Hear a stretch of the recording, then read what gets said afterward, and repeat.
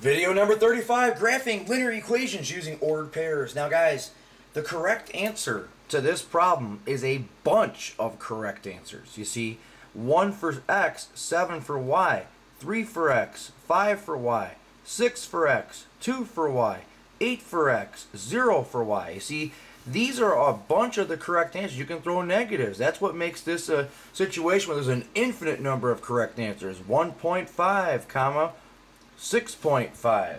If we were to graph these points on where you have the x-axis and the y-axis, you would see that you would get a bunch of correct answers from here to here, and this is where all of those correct answers we came up with in our head would be. They would fall on that line.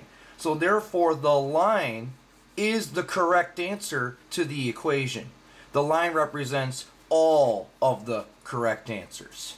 Okay, so if we had an equation like this, x equals 3, well, y could be anything. It could be a negative number, it could be 0, it could be positive. X would always be 3. So 3 comma negative 2, 3 comma 0, you're going to get a bunch of correct answers that are here. So this vertical line represents the correct answers to x equals 3. Likewise, what if you have y equals negative 2?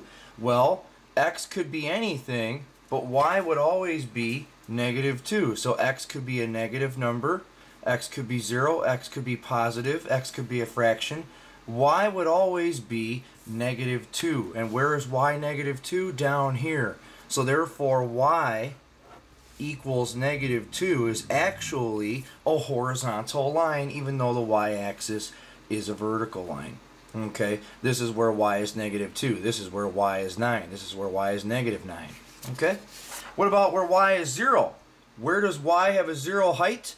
Well, it's actually the x-axis. This is the line y equals 0, the x-axis.